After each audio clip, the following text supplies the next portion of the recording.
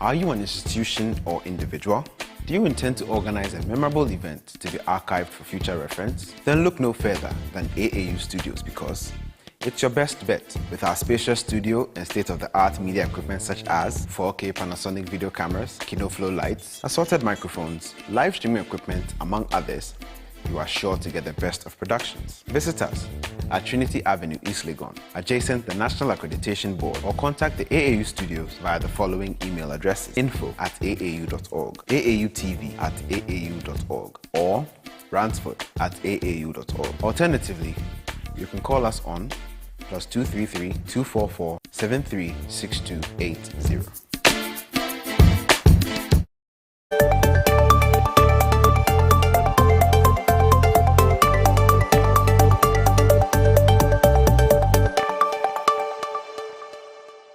Hello and welcome to Event Update on AAU TV, brought to you by the Association of African University. Event Update is all about upcoming higher education events and scholarship opportunities in Africa. My name is Isabella Titahinakwa. Je m'appelle Alexandra Johnson.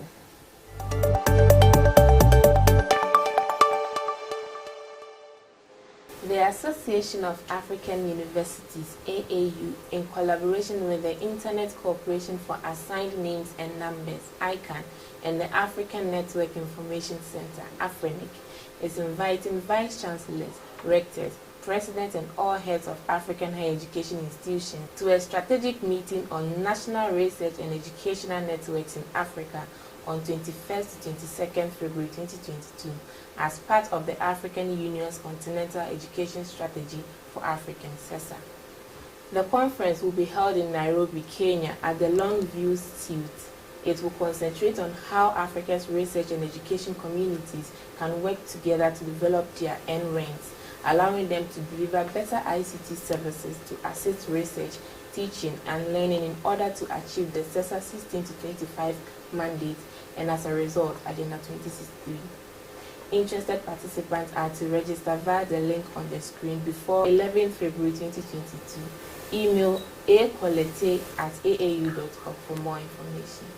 L'Association des universités africaines, en collaboration avec Internet Corporation for Assigned Names and Numbers, ICANN, et le Centre d'information du réseau africain, AFRENIC, invite les vice-chanceliers, les recteurs, les présidents et tous les responsables des universités africaines et institutions d'éducation à une réunion stratégique sur les réseaux nationaux de recherche et d'éducation en Afrique, les 21 et 22 février 2022, dans le cadre de la stratégie continentale d'éducation pour l'Afrique de l'Union africaine, CESA. La conférence aura lieu à Longview Suite à Nairobi, au Kenya. Il se concentrera sur la manière dont les communautés africaines de la recherche et de l'éducation peuvent travailler ensemble pour développer leur réseau national de recherche et d'éducation NREN, leur permettant de fournir de meilleurs services TIC pour aider la recherche, l'enseignement et l'apprentissage afin de réaliser le mandat CESA 16-25 et par conséquent l'agenda 2063. Les participants intéressés doivent s'inscrire via le lien qui s'affiche à l'écran avant le 11 février 2022 et vous pouvez aussi envoyer un courriel à acorité@aau.org pour plus d'informations. The Reuters Institute, based at the University of Ghana, is calling for applications for the Oxford Reuters Institute Journalism Fellowship 2022 for journalists in African and developing countries. This fellowship is designed to allow professional journalists from across the world to do research on a topic of their choosing, which is connected to their job in the larger media sector, before returning to their newsrooms. It also provides an opportunity to network with a worldwide group of journalists, take a break from their daily pressures of deadline, and analyze the industry's most pressing challenges with input from leading experts and practitioners. To be considered for the fellowship, you must have at least 5 years of journalistic experience or the equivalent degree of skill in rare situations. You must also be able to write at a publishable level of English, allowing you to participate in the fellowship and produce articles as needed. Applicants are to provide appropriate documentation if English is not your native language. Interested journalists should apply before 14 February 2022, and for more information, visit the link on the screen. L'Institut Reuters, basé à l'Université d'Oxford, lance un appel à candidature pour les bourses de journalisme Oxford Reuters Institute 2022 pour les journalistes des pays africains et en voie de développement. Cette bourse est conçue pour permettre aux journalistes professionnels du monde entier d'effectuer des recherches sur un sujet de leur choix lié à leur travail et au secteur des médias au sens large avant de retourner dans leur salle de rédaction. Il offre également l'occasion de réseauter avec un groupe mondial de journalistes, de faire une pause dans les pressions quotidiennes des délais et d'analyser les défis les plus urgents de l'industrie avec la contribution d'experts et de praticiens de premier plan. Pour être considéré pour cette bourse, vous devez avoir au moins 5 ans d'expérience en journalisme ou un niveau équivalent de compétences dans des situations rares. Vous devez également être capable d'écrire à un niveau d'anglais publiable vous permettant de partager à la bourse et de produire des articles au besoin. Les candidats doivent fournir la documentation appropriée si l'anglais n'est pas votre langue maternelle et les journalistes intéressés doivent postuler avant le 14 février 2022 et pour plus d'informations, visitez le lien qui s'affiche à l'écran. MultiChoice South Africa is calling for applications for the MultiChoice Bursary Scheme 2022, which aims to help approximately 200 students. This program aims to provide opportunities for young people to gain experience in the sector while also shaping the experts who will lead us into the future as technology advancement continues to accelerate. Students in all years of study are eligible for the MultiChoice Bursary Scheme, including those who have started their first postgraduate degree in a STEM field such as actuarial science, electrical, electronic and information engineering, computer science and applied mathematics, information technology, data and information science, and digital media technologies. Applicants must be South African citizens, registered in the South African Institute of Higher Learning, and satisfy the eligibility of qualified standards outlined on the application form to be considered. Qualified applicants are to register via multichoice.sv.co.za/pages/login before 15th February 2022. And for more information, visit multichoice.sv.co.za. MultiChoice South Africa lance un appel à candidature pour le programme de bourse MultiChoice 2022 qui vise à aider environ 200 étudiants. Ce programme vise à fournir aux jeunes la possibilité d'acquérir de l'expérience dans le secteur tout en formant les experts qui nous guideront vers l'avenir alors que les progrès technologiques continuent de s'accélérer. Les étudiants de toutes les années d'études sont éligibles au programme de bourse MultiChoice, y compris ceux qui ont commencé leur premier diplôme de 3e cycle dans un domaine STEM tels que l'actuariat, l'ingénierie électrique, électronique et l'information, l'informatique et les mathématiques appliquées, la technologie de l'information, la science des données et de l'information et la technologie des médias numériques.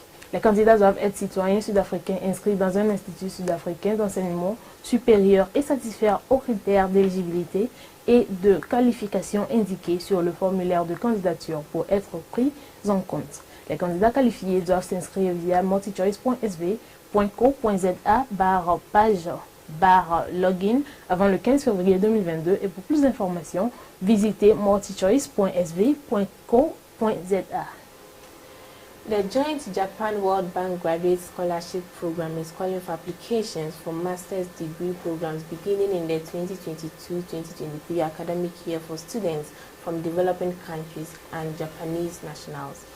Interested applicants must be citizens of a World Bank member developing country, not hold dual citizenship in any developed country, be in good health, hold a bachelor's degree or equivalent, and at least 3 years prior to the application deadline date, have 3 or more years of recent development-related work experience, be employed in development-related work in a paid full-time position at the time of applying for the scholarship. Applicants are to visit webportalapp.com/sp/login/developing countries nationals W1 to register before 28 February 2022. And for more information, visit www.worldbank.org/en/programs/scholarships. Le programme conjoint de bourse d'études supérieures de la Banque mondiale du Japon lance un appel à candidature pour des programmes de maîtrise à partir de l'année universitaire 2023 pour les étudiants des pays en voie de développement et les ressortissants japonais. Les candidats intéressés doivent être citoyens d'un pays en voie de développement membre de la Banque mondiale. Ils ne doivent pas avoir la double nationalité avec un pays développé, être en bonne santé, être titulaire d'une licence ou l'équivalent, avoir obtenu au moins 3 ans avant la date limite de candidature, avoir 3 ans ou plus d'expérience de travail récente liée au développement et être employé dans un travail lié au développement dans un poste rémunéré à temps plein au moment de la demande de bourse. Les candidats doivent visiter webportal.lab.sp/login/developing country nationals W1 pour s'inscrire avant le 28 février 2021 et pour plus d'informations, visitez www.worldbank.org/en/programs/scholarships. FET Interactive Simulations, a non-profit open educational resource initiative at the University of Colorado Boulder that builds and hosts explorable explanations, is calling for application for the FET Fellowship for Math and Science Educators in Africa and Latin America 2022. By leveraging their direct relationship to FET team members and their powerful professional networks, this fellowship aims to build individuals who are excellent educators and enthusiastic leaders to serve as major actors of the FET global community.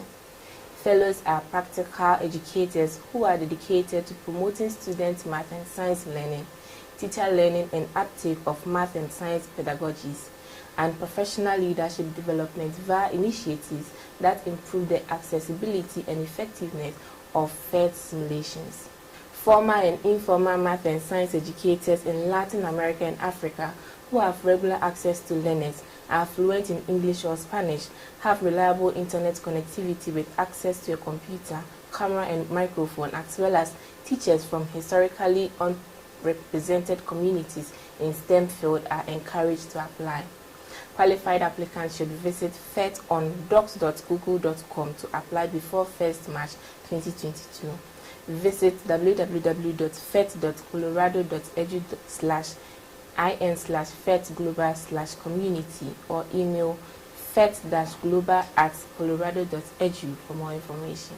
FET Interactive Simulations, une initiative de ressources éducatives ouverte à but non lucratif de l'Université du Colorado à Boulder, qui construit et héberge des explications explorables, lance un appel à candidature pour la bourse FET pour les enseignants en mathématiques et en sciences en Afrique et en Amérique latine. En tirant parti de leurs relations directes avec les membres de l'équipe FET et de leur puissant réseau professionnel, cette bourse vise à trouver des personnes qui sont d'excellents éducateurs et des leaders enthousiastes pour servir d'acteurs majeurs de la communauté mondiale FET. Les boursiers sont des éducateurs pratiques qui se consacrent à la promotion de l'apprentissage des mathématiques et des sciences chez les élèves, à l'apprentissage et à l'adoption des pédagogies des mathématiques et des sciences par les enseignants, ainsi qu'au développement du leadership professionnel via les initiatives qui améliorent l'accessibilité et l'efficacité des simulations faites. Les éducateurs formels et informels en mathématiques et en sciences en Amérique latine et en Afrique qui ont un accès régulier aux apprenants, parlent couramment l'anglais ou l'espagnol, disposent d'une connexion Internet fiable avec accès à un ordinateur, une caméra et un microphone, ainsi que des enseignants issus de communautés historiquement sous-représentées dans les domaines STEM sont encouragés à postuler. Le candidat qualifié doit visiter FET sur docs.google.com pour postuler avant le 1er mars 2022. Le candidat qualifié doit visiter FET sur docs.google.com pour postuler avant le 1er mars 2022. Vous pouvez également visiter www.fet.colorado.edu/in/FET-global/community ou envoyer un courriel à fet-global@colorado.edu pour plus d'informations. Thank you for being with us. Event Update is brought to you by the Association of African Universities. Follow us on our social media handles at Association of African Universities on Facebook and YouTube, AAU TV_African Universities on Twitter, and AAU TV Official on Instagram. I am Isabella Tetahima. Je m'appelle Alexandra Jansol.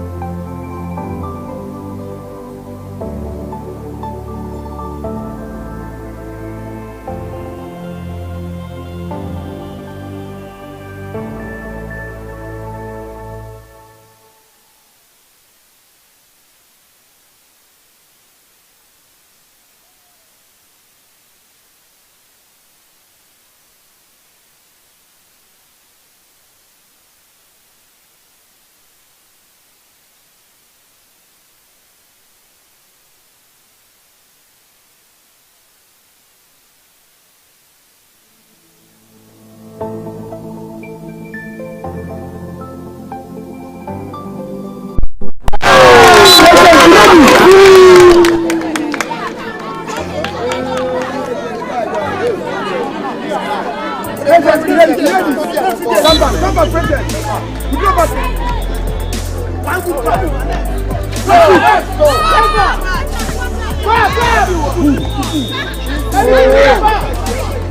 Quick.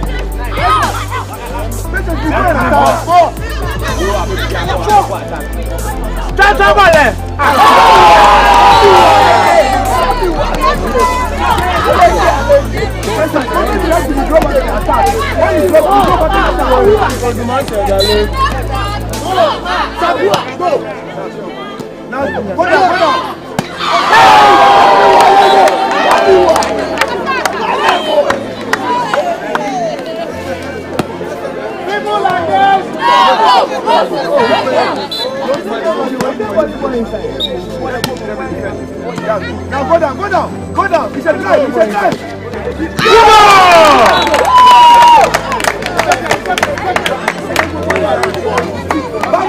Back watch the line. Watch the line. One good pass. Come on, next. One good pass. Next.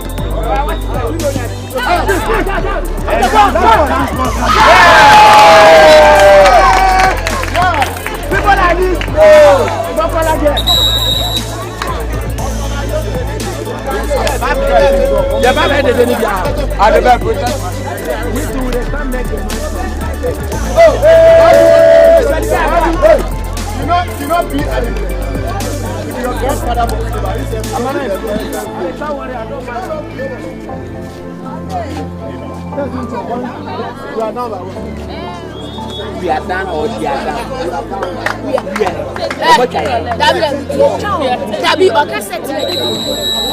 I said you na make a share. All right.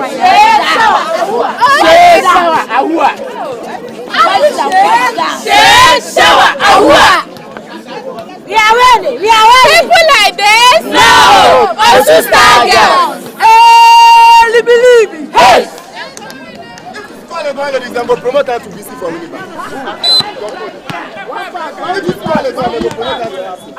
Quick. Let the ball stand. Fire, Jennifer.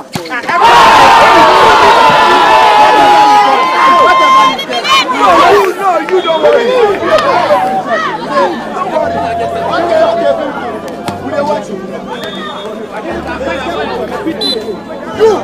You basketball. If you don't give you 100, you big down. Give you 100. No. Let the ball stand again. Jump it there.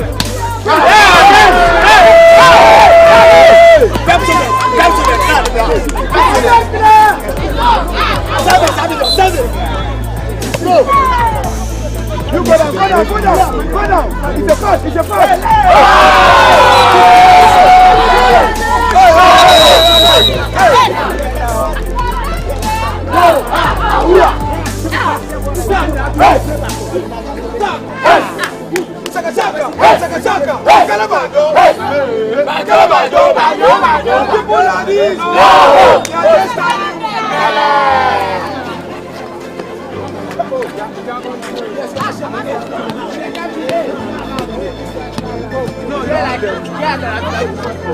Wait, Antenna,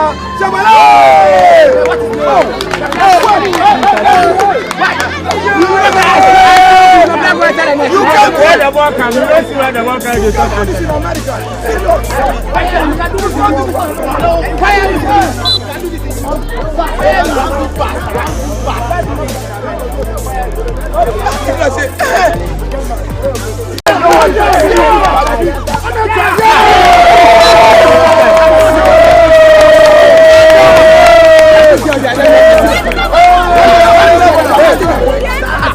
Now when you pick one, you pick one.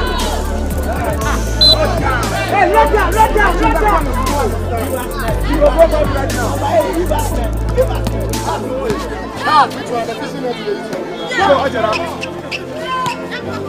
You stand. Clap for her. Withdraw back.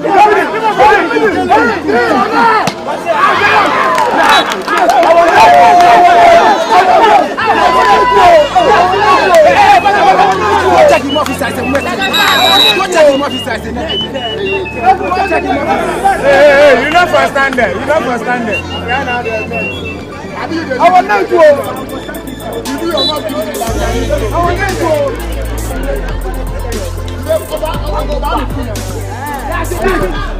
Abigail, serve it. Go, go, go!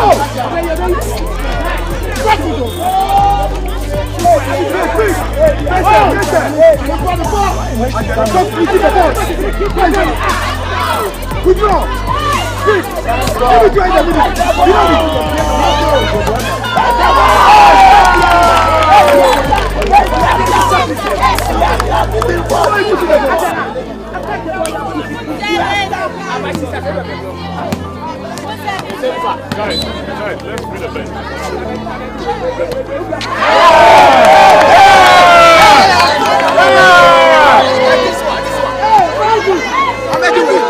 Let's go. Let's go here. So sit down yourself. Sit down, man. Come here. That's not here.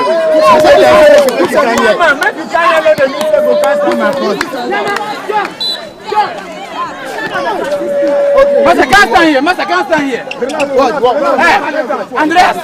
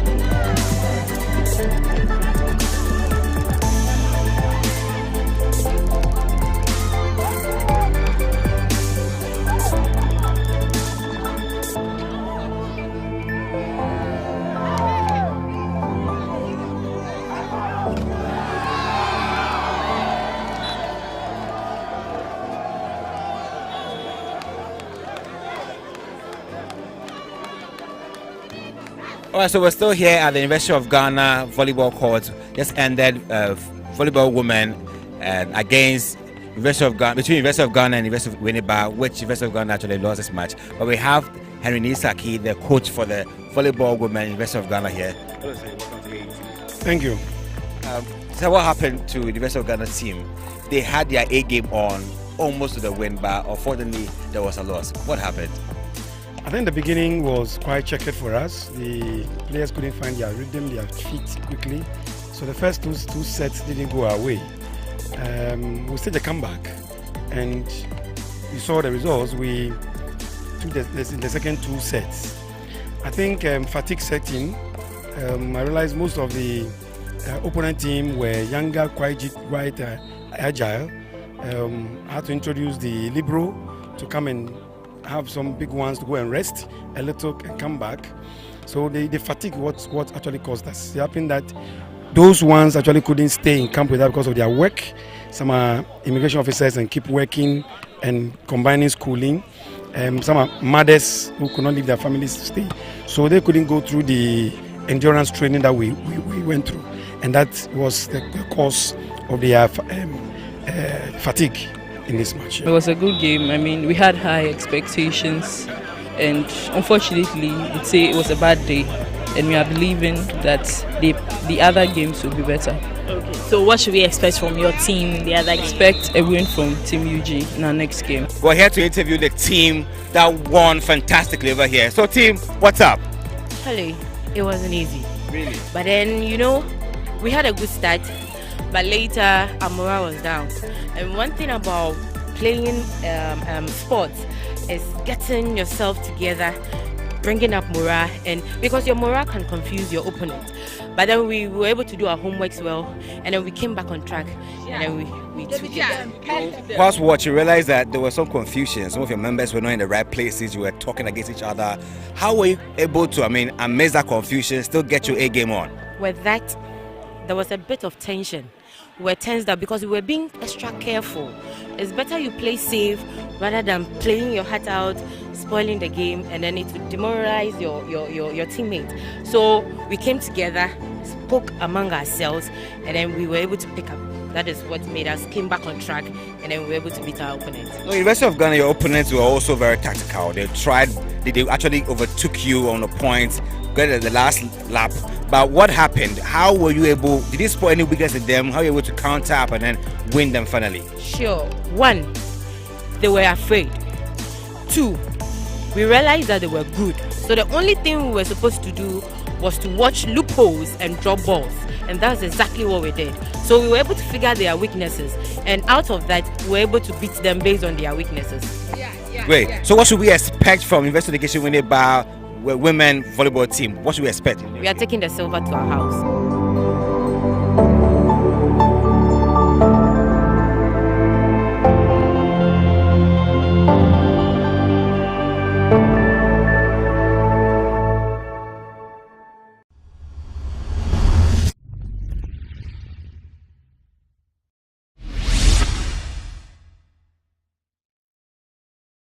Hi, my name is Rita Kusi. Welcome to 30 Minutes with HR, your premier human resource show for employers and employees.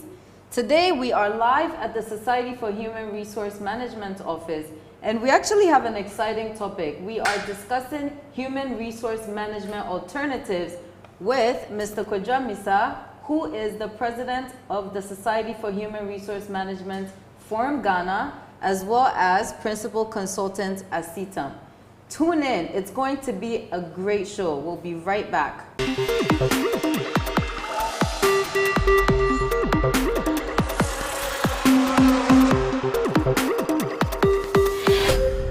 Everybody wants to be the best at what they do for the people they're doing it for. That's why, after 13 years of providing you with top-notch healthcare nationwide, the market leader in the private health insurance industry is going the extra mile for you. Instead of hopping from pharmacy to pharmacy, now you get your prescription drugs delivered straight to your doorstep. We will restock your chronic medication on the regular, so you don't have to stress to keep track. We provide on-site clinics that offers you professional medical consultation from the comfort of your office. Enjoy these amazing benefits and so much more by signing on to Nationwide Medical Insurance today.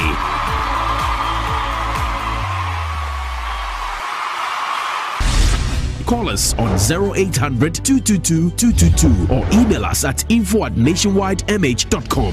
Nationwide, we go the extra mile so you don't have to. Join the healthcare family.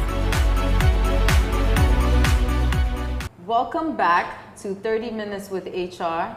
Today we are actually having an interesting conversation about human resource management alternatives.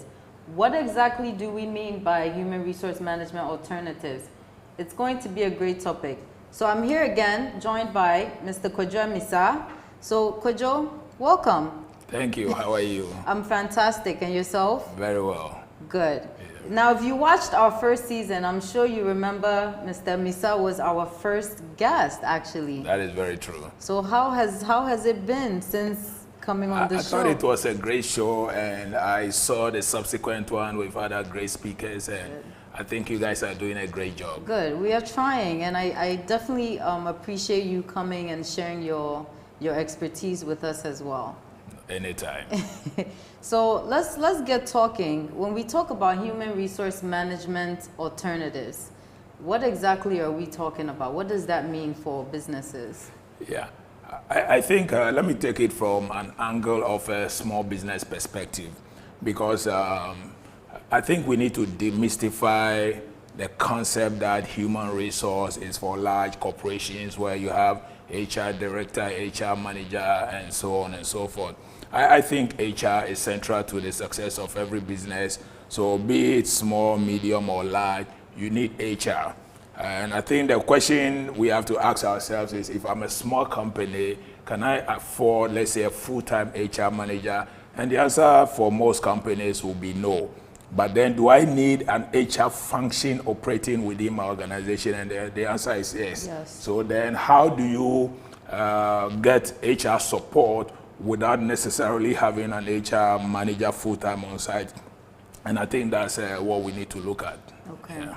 That's very, very interesting. So at KUSI Consultant, I mean, when we first started out, we were offering services to corporates, but then we realized how important the HR function is also for SMEs.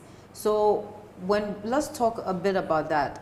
Does someone who's starting out need to have the same level of human resource processes in the organization as someone who is well seasoned as a corporate organization?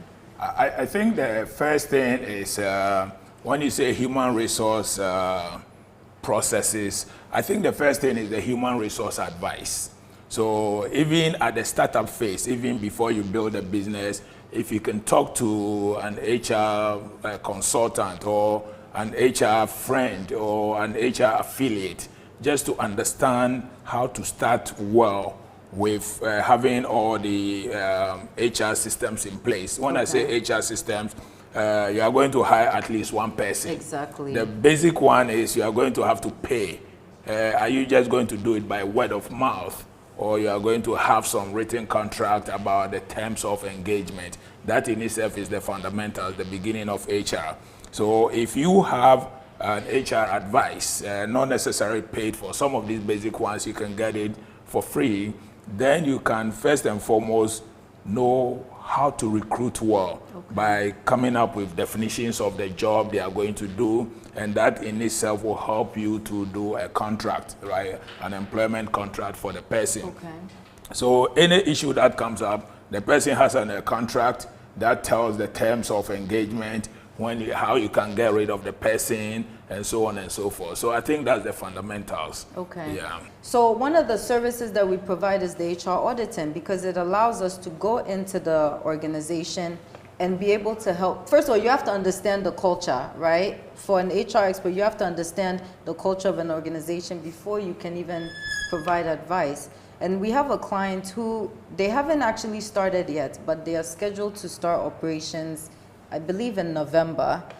So someone like that, I mean, what should they start doing? You know, do you start putting the HR process in place when you hired that first employee, or way before? you hire your first employee? I think way before, because that first employee, at the very least, you are going to give them an employment contract. Okay. So really, that is the beginning of your HR. And then, how do you get the right person? You have to go through a recruitment process, right? So sometimes you find an external recruiter and give them an idea of the person you are, and then get you involved in the interviewing process. So I think that's the beginning of it. But when I started by saying you have to have a conversation, say you want to start a small business, you haven't even started, you need to speak to HR. And I think a lot of people are doing that very well. Most of our HR colleagues, they'll call and they say, oh, I have somebody who is starting a small, and I'm advising them. Some of them are doing them for free, doing it for free.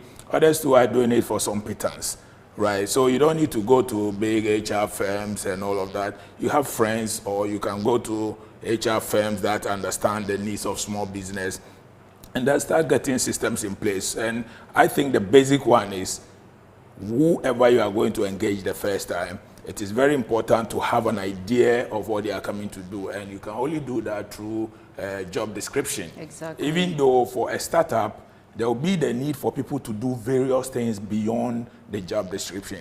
But the job description comes in to at least give you a fair idea of what they will be doing. Exactly. And then also to be able to let the person know that this is a small firm, you may be called upon to do other things which may not necessarily be specified. You have to pay them. And when you look at compliance issues, you have to pay your SNIT and all of those things. So you tell the person, I'll pay you 1,000 cedis. And then at the end of the day, you take some for SNIT and some for GRA. The person might not understand. If you have a contract, this contract spells out all those things, that even though I'm paying you 1,000, all statutory deductions will be made from this. Exactly. So from day one, we know what we are.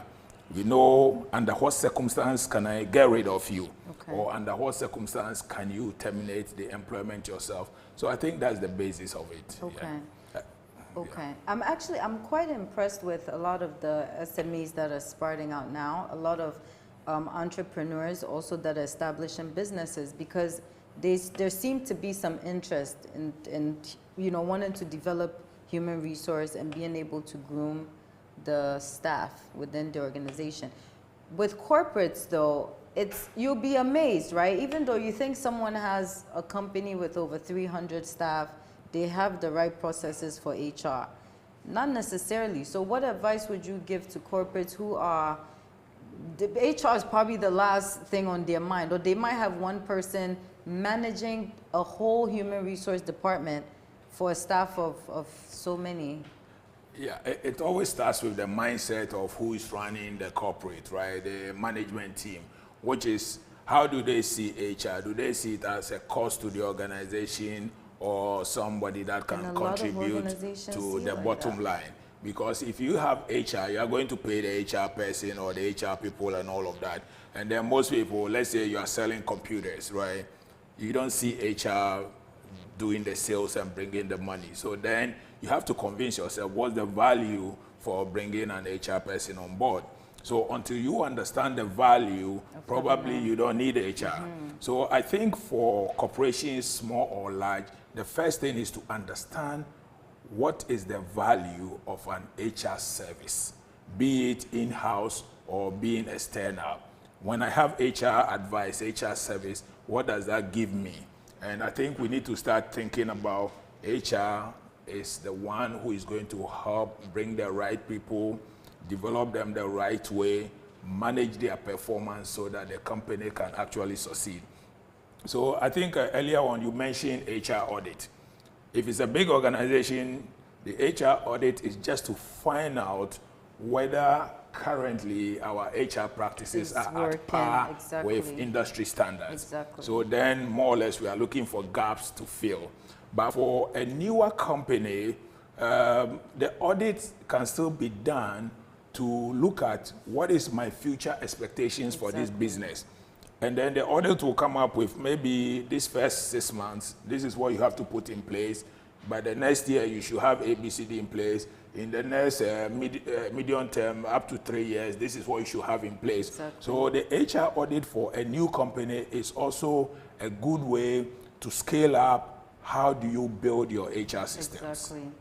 So so what we offer the smaller to medium organizations is more of coaching.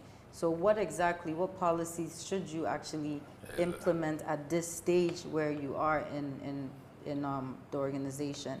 Yeah. So, you know, it's important that you mention, because we put a lot of focus on managing the finances within the organization, but obviously the people matter just as much, because without the people, how do you actually make the money? You know, so it goes, and then you also need the money to be able to recruit and manage the people and pay the people, right, within your organization.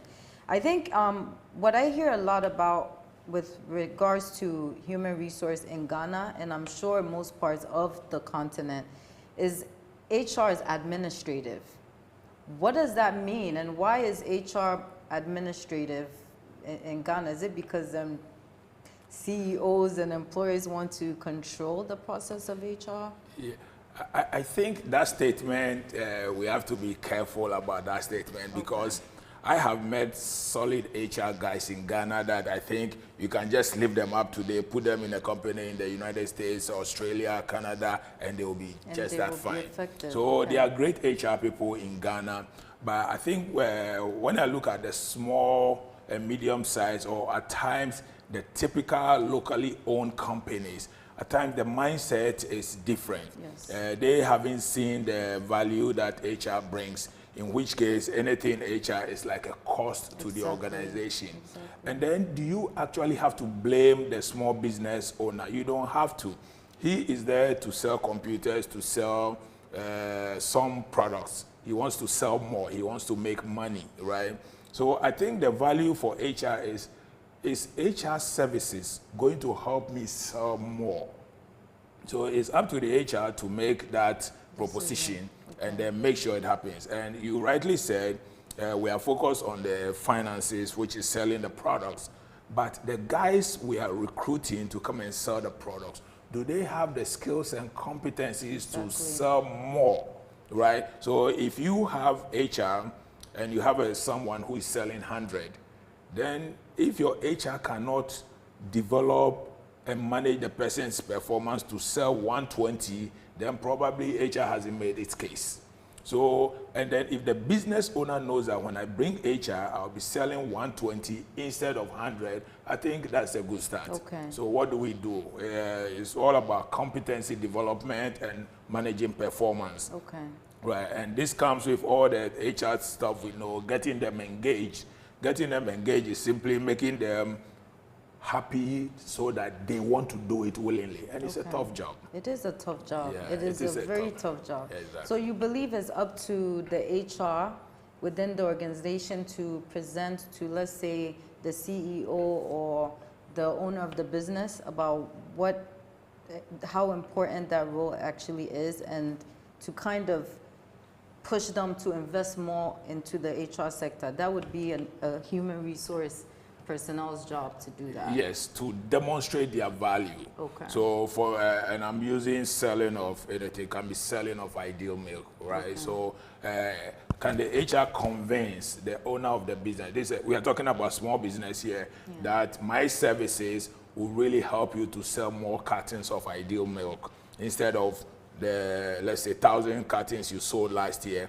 Can I come in and help you sell 1,005, even though I'm not a salesperson? Exactly. And then the small business says, look, I need salespeople, I don't need HR. They say, well, I am going to help come up with the right competencies that people need to be able to sell more, develop, find a way to motivate the employees, get them engaged, and then manage their performance. And then, so then the question is, can you demonstrate after a period that has actually occurred? And I think that's where, so normally you hear HR people talking about ROI, return on investment for HR services. So this guy is going to pay you any amount, 20,000, 50,000. At the end of the day, can you demonstrate that 20,000 has actually added another maybe 200,000 to the business? And I think that's where HR needs to go. Okay. The role of HR is it's critical. I mean, I always say that, you know, just because I've been in it for 15 years, and I just see the role that we play within these organizations. You know, whether a business is successful or whether a business fails, I think a lot of that responsibility falls on HR. So we will be right back. We are having a great conversation about human resource management alternatives with Mr. Kwadwo Mensah. We'll be back in just a few.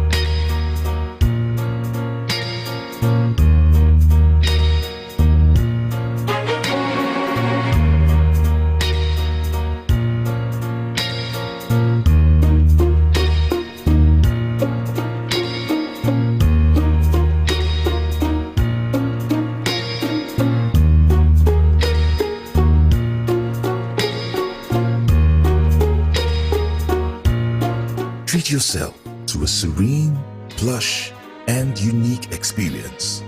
Check in at the AH Hotel, East Legon, where every stay is unique.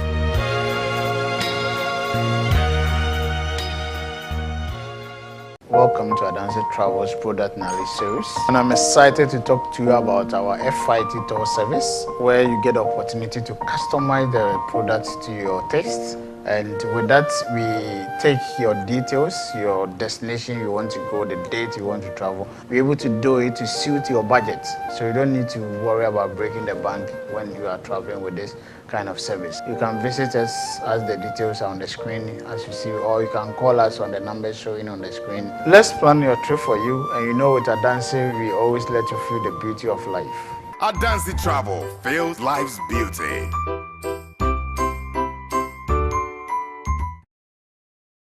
Welcome back to 30 Minutes with HR. We are having an interesting conversation with Mr. Kwadwo Mensah here at the SHRM Forum Ghana office. So we've talked about profitability, you know, and I think a lot of SMEs, obviously, the entrepreneurs behind these SMEs, they are visionaries, right? A lot of business owners are visionaries, and all they care about is getting the results, right? If an employee messes up on the job, you're fired. There are no processes that are actually followed most of the time.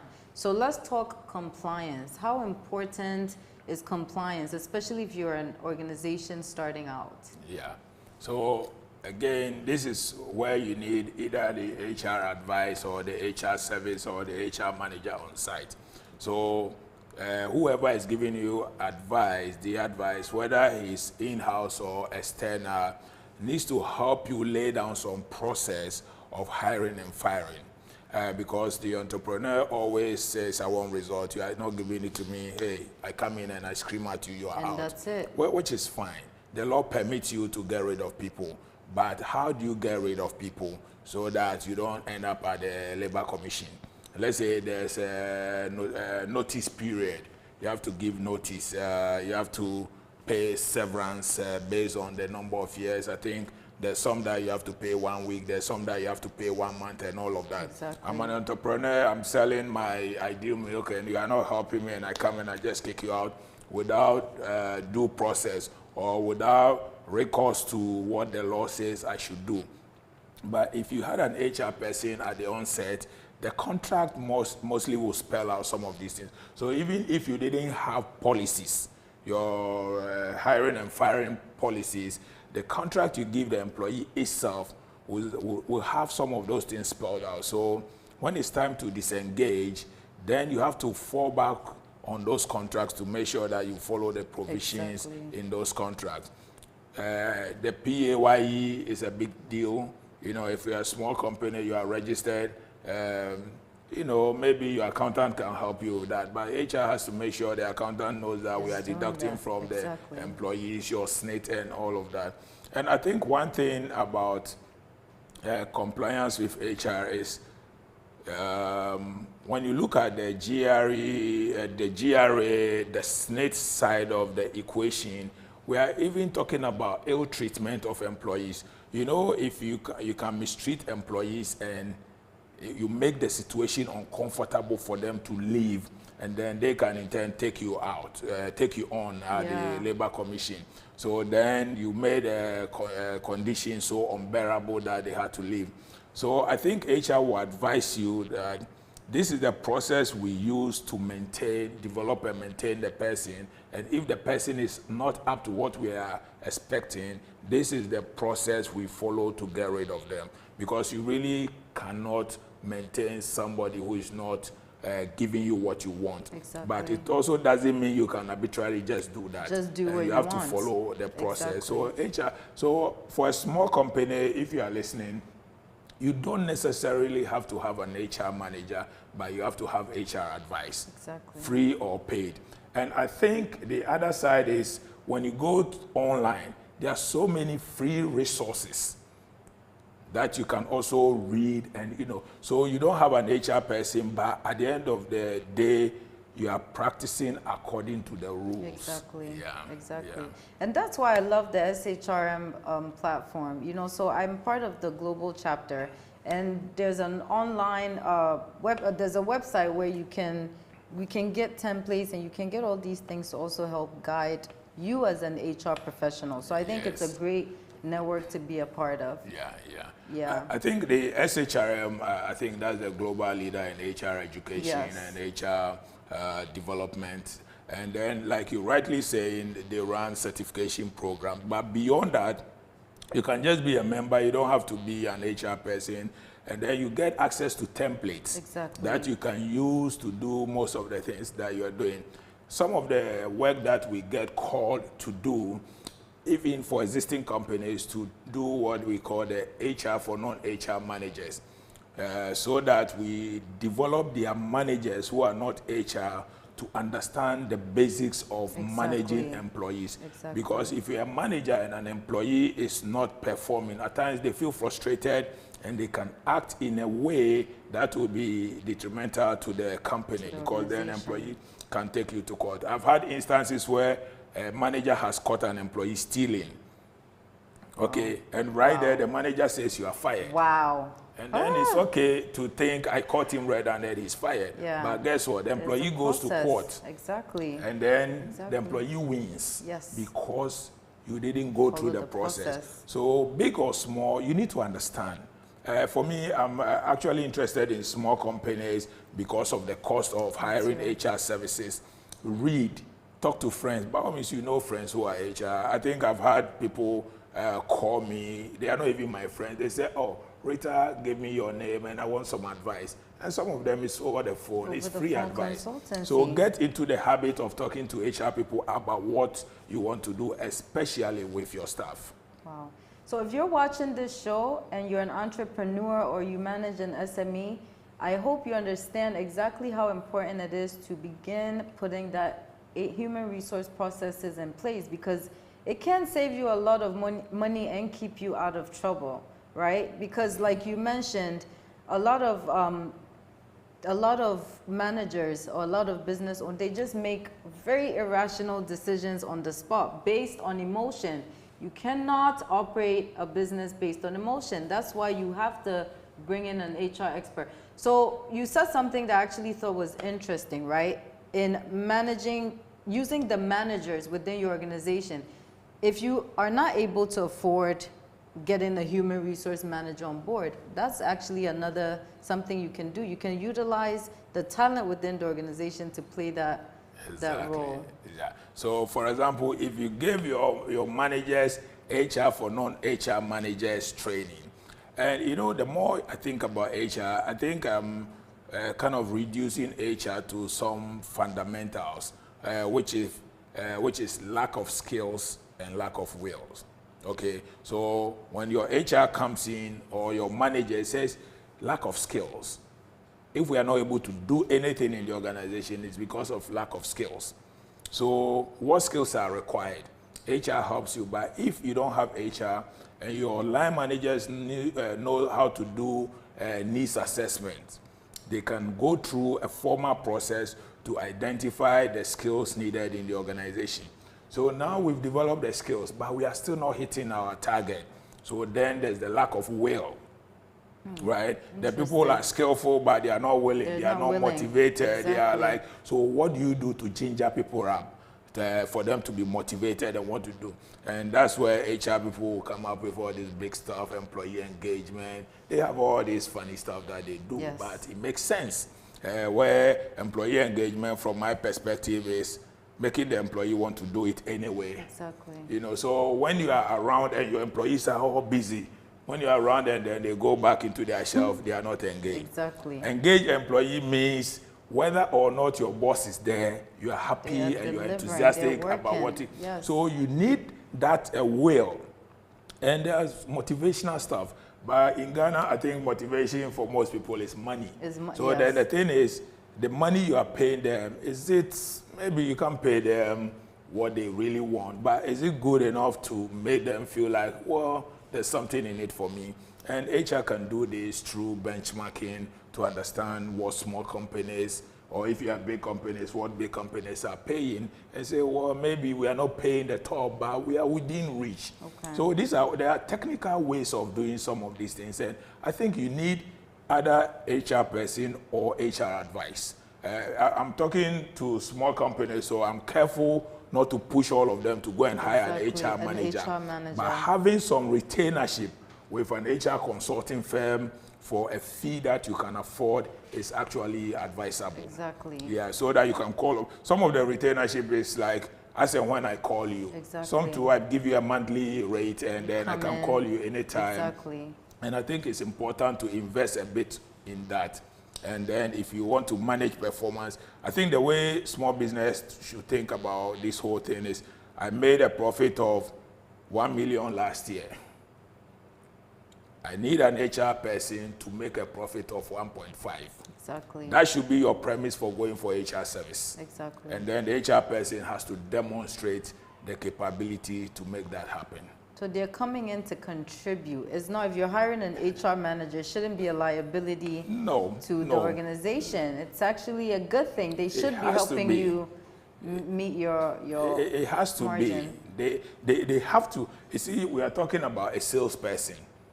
What incentive programs can you put in place to make the salesperson deliver? Exactly. What skills can you develop? How do you monitor and manage that? The line manager doesn't know the technicalities. Exactly. The HR can do this, right? The line manager comes up with all the framework. The HR comes in with the supporting angle to it to make sure the employee is actually delivering. The emotional being of the employee. Most line managers, some of them are good, like good people in terms of interpersonal skills. But even the HR is there to make sure the line manager has the right interpersonal skills to be able to make the people feel good. There are some people who are not paid that well, but because of the good interpersonal skills for the line managers, they feel motivated to go to work, right? And I think that's important. Yes, I think that's important too. I mean, yes, salary and getting paid the salary still remains number one, but I think there are other things that HR and managers can do to motivate employees. Yeah, so obviously the role of HR is not to be taken lightly. It's very, very important. Yeah. So this has been a great show and we are almost coming to an end. It's always sad when we get to this part because I'm sure you're all gaining so much from this conversation with Mr. Kojamisa. Is there anything else, any advice you would want to give to, whether it's an SME or corporate, are there any other advice you'd want to give to them as they think about HR? For SME, I'll start talking about HR to your HR friends. Okay. And then graduate to talking to an HR consultant or HR consulting firm.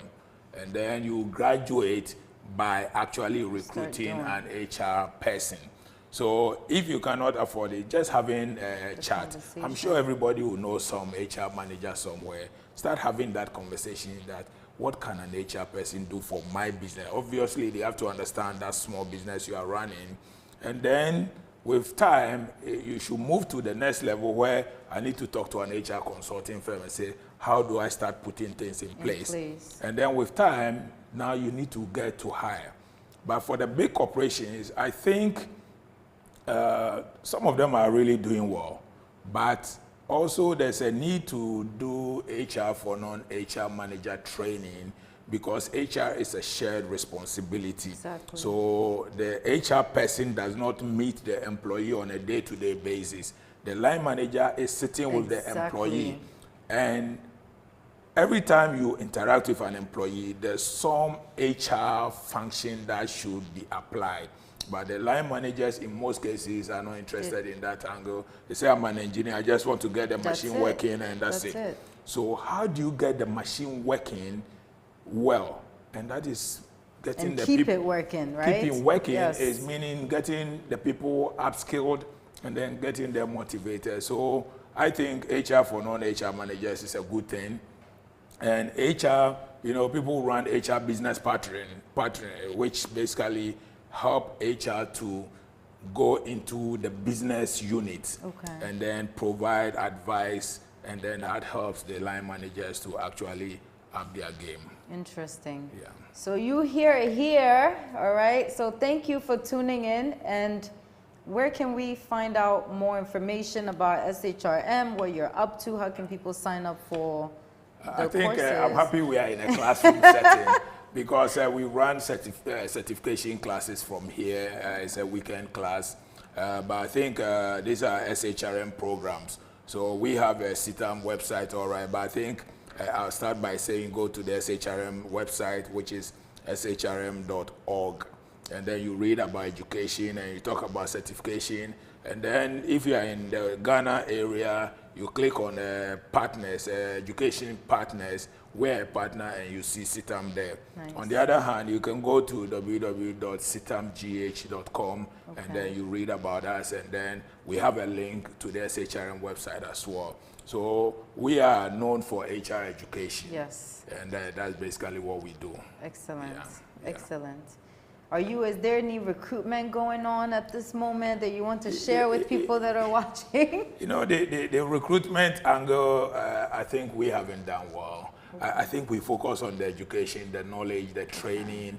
So when you look at our logo, we have consulting, recruitment, and all of that. But the recruitment, but currently so we have an HR position, HR manager position with FM, what do we call it? FM, fast moving consumer good. Yes, FMCG. Yes, experience. So if you have maybe some substantial experience in that area, you can contact us directly. Go to the CITAM website, you see our email. It's info@citamgh.com, and then you can send a CV. We do recruit, but I think we are not aggressive. Yeah. We are more into the training, the knowledge enhancement. You know, so it's not just HR, management training generally is what we do. Yes. And I think more people actually know the organization for that, for the HR and education training aspect. And we love it. We love You're doing a great job, so congratulations. Yeah. I mean, I hear about SHRM all the time. I have a few colleagues who are actually taking the course. So Kwajo, thank you. Thank you so much. Thank you, and we're here anytime. And for the viewers too, you can contact us for HR advice anytime. I think we would do free consultation to most people. Exactly. And obviously, it can escalate into paying service, but we can start with free consultation. Excellent. Yeah. So thank you so much for tuning in to 30 Minutes with HR, a partnership program between KUSI Consulting and the Association of African Universities. If you're an SME looking for SME coaching, if you are corporate looking for auditing service, feel free to get in touch and we'll be more than happy to work with you. See you next week.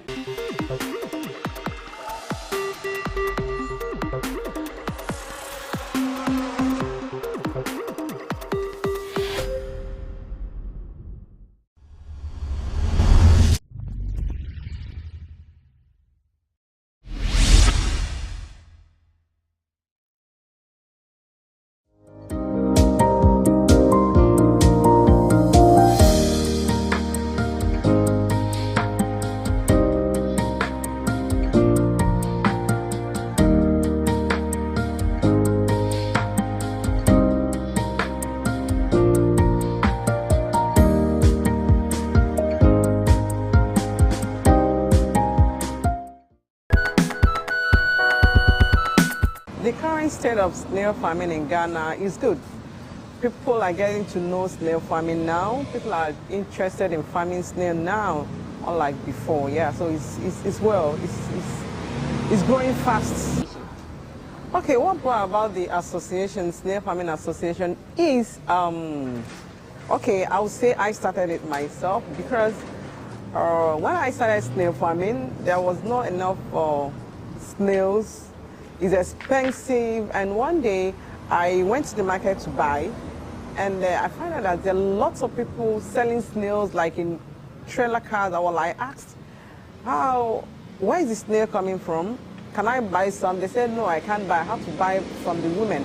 Then I asked them why. They said, because the snail will not be enough to sell to everybody, so we have to buy from the original people buying from them, their customers. And the snails are coming from Ivory Coast. I was like, why?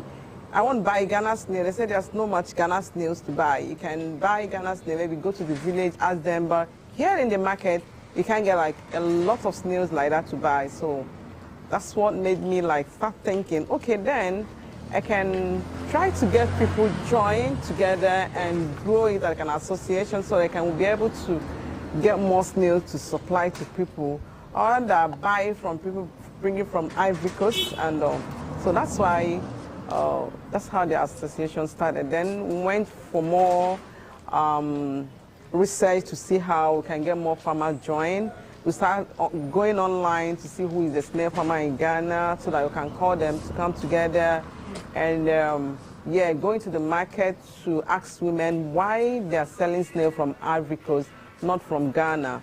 You see, so now finding that there's not much snail farmers in Ghana, so therefore the association is to get people together, to encourage people to farm so that we can collaborate and get more snail to sell.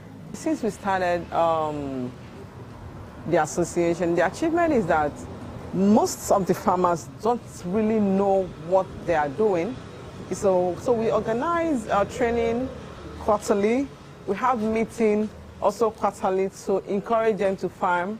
And we also like now have plans for the future of the association. Yeah. The plans of the association in future is to be able to have like what we call snail bank, where like you're farming snail and you don't even know what to sell, where to sell it. Then the association have a bank where you bank your snail. Then we go out, seek for buyers, like then they'll buy it in bulk from us.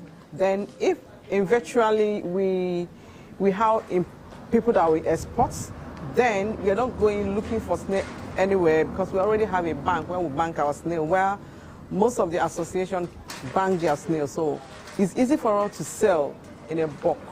Yep. Anybody can join. Snail farmers, already snail farmers, potential snail farmers can join. Yeah, it's very accessible. Yeah. Brats, you only join. Yeah, you only join on the ground of the meeting. It's not open to everybody to just see it online and join. You have to be on one of our meetings to really feel that you want to join us. Then you fill our form.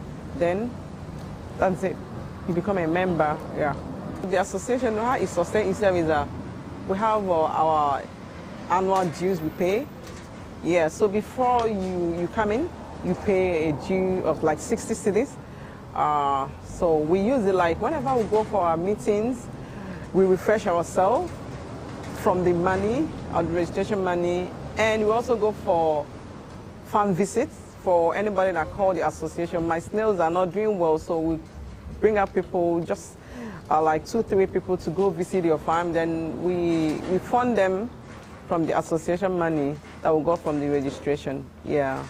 How we control like diseases in snail farming? At the first place, snail doesn't have no disease, doesn't have any disease affecting them like we have like poultry, we have like some flu or anything. So far, we don't have any disease affecting snails. Snails die due to negligence and the environment. Yeah. So that's why when we come together, we really advise ourselves that this is how your snail house should be, your snail pen or wherever system you're using, we try to encourage everybody to keep it humid so that your snail will not be dying. So there's no disease affecting snail for now because snails are very organic. The best condition for growing snails, your environment have to be humid, cool, wind-free, and the most important thing, the sun. Snail cannot grow well or sustain itself where there's a very hot weather.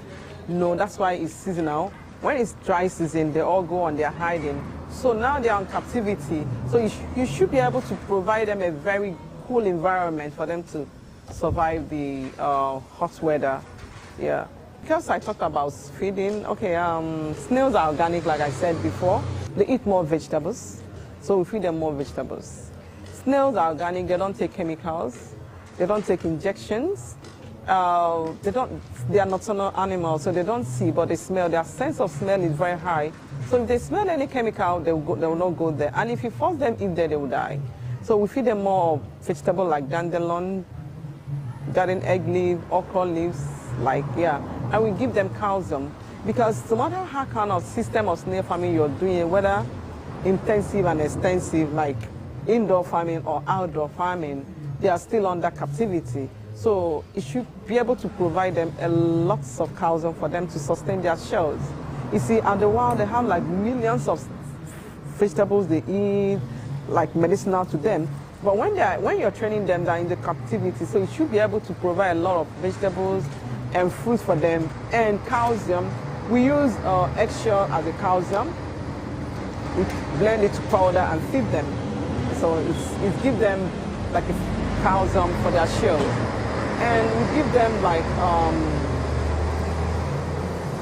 like what we call feed, formulation feed for snails, which is comprises of carbohydrate, protein. Carbohydrate we use like corn, maize, like protein we use like soybeans or moringa leaf. Then the protein we use like granules or palm kernel. Yes, we try to do it organic because if it's chemical, they won't eat it. And when they eat it, they will die. Snail is a very slow-growing animal. So we try to reduce the inputs. So we train everybody, all the association members. Most of them are not knowledgeable about snail farming. So most of the people that are very knowledgeable about snail, we gather them together and call those ones that are not very knowledgeable. Then we train on feed formulation so that you should be able to provide the feed for yourself instead of going to buy so that you can reduce your inputs. Yeah, we don't really sell to them. So, but individually, anybody can be like, okay, I want to buy because I don't have time to produce the feed. Then they can call anybody, maybe any farmer to buy from them. But it's not what we encourage. We encourage everybody to learn and know how to formulate their feed so that you can reduce your input because snails are very slow-growing animals. So if you keep buying, then your input will be high. So when you get to the outputs, you won't really make much. The challenges we are having now is, number one, members trying to grow their snails very fast. And secondly, the most challenging part is that we have a lot of things that we want to do, like the association wants to come up with a canned snail. So we need investors to at least help us achieve that aim. And the association wants to come out with what we call snail sausage. So we need some investors to invest in the association so that the association can achieve its goal. Because our main goal is to be able to supply snail all year round. And also help people understand that snail farming is also an agricultural practice. So they can do it because it's very lucrative to do. We need like investors to come in so that we can be able to achieve the things we want to do. Yeah, like we need machines for snail sliming, and the association is trying to raise money, but we are finding it difficult for now to do. But we can have like somebody trying to invest in us, then we can do that. Anybody that's ready to do business can join the collaboration with us to do it well. Yeah. Okay, what we learned is that you see, because of the climate change, we've come up with a very advanced way of farming snails, which is very good for us, so that the climate won't be affecting us so much. Like this year, last year and this year, the climate change was very affected snail farmers a lot. the snail we are not laying eggs as expected, and the babies were not growing well because of the climate change. So now we've come up with some advanced way of farming snails so that we can sustain our snails. Okay, the Ghanaian market is open in eating and buying AA snail, what we call akatina. The local name they call it here is anwapa. We have different kinds of snail. We have the AA, we have the AM, and we have the AF. The AA is what they call anwapa. The AM is what they call mpobre, and the AF is what we call like the foolish snail, the garden snail, the one you see around your house. Ghanaians are very choosy. They don't really eat that one. They don't even touch it. Then the AM, which is the mpobre, just few people that eat that one is from, they don't really eat it much. So Ghanaian market, if you want to start a snail farming, you have to go with AA, that is Nwapa, Akatina. Yeah, it's very, the market is big here in Ghana. Yeah, so that's what we do mostly in our farms. Yeah, that's what we farm. Okay, what's the area of we planning to give back to the society's number is very big. We plan going from region to region to train people to come into snail farming, because we notice that here in Ghana, people still see snail like what you can go to your backyard and pick, and people still see snail as a hobby. I'm a snail farmer, I'm just doing it for a hobby, I like snail, but snail farming is a business enterprise. So we want people to understand the benefit in snail farming. So we are going around to train people, especially people in the village, to start snail farming so we can buy back the snails, and also train most youths. You see, what's number one thing we lack as a farmer and the association, and every farmer is a farmhand. So we also want to train people. You can work in a farm as a worker and be paid well. Yeah, because most of us are looking for workers. Some don't even have. Okay, and some of them go to the village and get somebody like, okay, when I was in the village, I used to take care of snails. And they don't even have knowledge about how they take care of snails. Then you bring them in, then your snails will be dying because they're not really taking care of them. So we want to train more people out there so that let them know that you can still work with knowing, having the knowledge of snail farm. You can work with it. You can manage people's farm, you see, and also train people to also come into the industry so that we can buy back the snail if they don't have market for it. We are ready to buy for them. So we want people to join the industry so that we can grow the industry. Yeah, so that's the number one way of giving back to society. We want to be training people free. Anybody that want to train, we train them free. Yep. Apart from the association, my farm is Divine Snail Farm, GH. So I train a lot of students. They also come here for their intensive. I've had somebody from Kwame Nkrumah University. I've had like 3 people come here for their intensive, and some of them are here for research to see how the snail grow, to know what they feed on, and for their project work. Yeah, I've done that personally. My farm, I've done a lot of that. In the association, we've not done that because we've not gotten a place like we can situate it like this farm is for this association. We don't have that yet. We only have the individual's farm. So like people go to individual's farm for anything they want. So as the association also is looking for a place to establish like the association farm. That is where we get our snail bank. Yeah. The way forward of snail farming in Ghana is big because the demand is high, and we are having a lot of exporters, people that want to be exporting snails from Ghana to outside, and we can't meet the demand. So we want more people to come so that we can meet the demands of snail farming. And we have, like this year, for instance, the association was able to sell some tons of snails to our buyers, and we couldn't even meet up the demands of the person, of our buyer. So the future is very bright for snail farmers. Yeah. Snails take time to grow. That is the honest truth. If you go to the internet, we see like 8 months, but it's not true.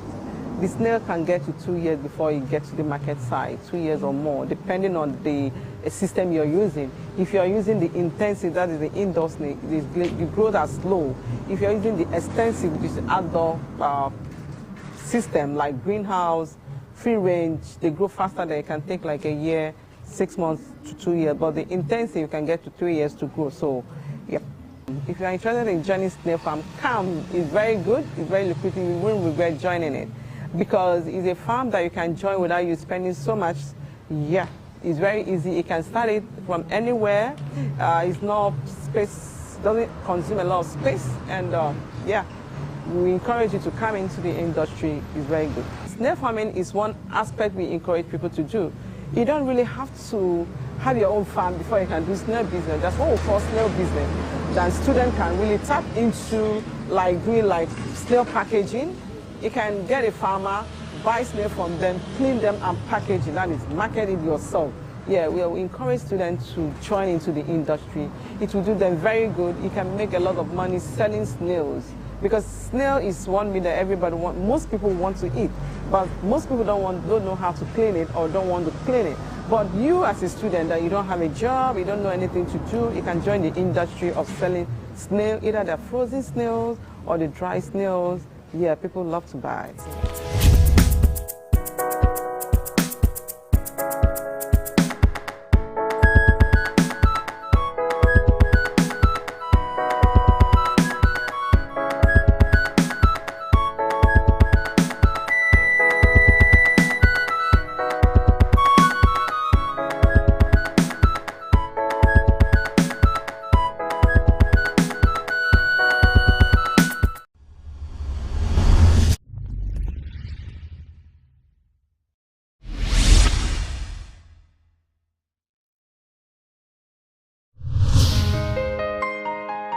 Hey, so this is Dishant from Unica University Common Application. I recommend you to watch AAU television. AAU TV is the place to be for every person in higher education in Africa. Better be there or be nowhere. Continuez de regarder la télé et surtout sur le AAU. Keep watching it and it will change the way you interact with higher education on the continent. AAU, great job. I want to tell you that AAU television is fantastic.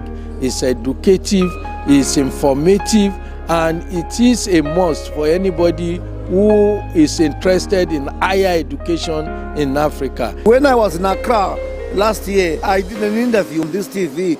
It's a very important mouthpiece. It's a data, it's a bank of all we need for the development of higher education in Africa. People should make an effort to view it because it discusses very current issues of development across the continent. I believe that the station will continue to promote the overall development of Africa, particularly in the tertiary education sector. AAU TV provides a platform and shares a lot of information to a broader audience. So we wish you all the best and please continue serving AAU TV, the voice of higher education in Africa.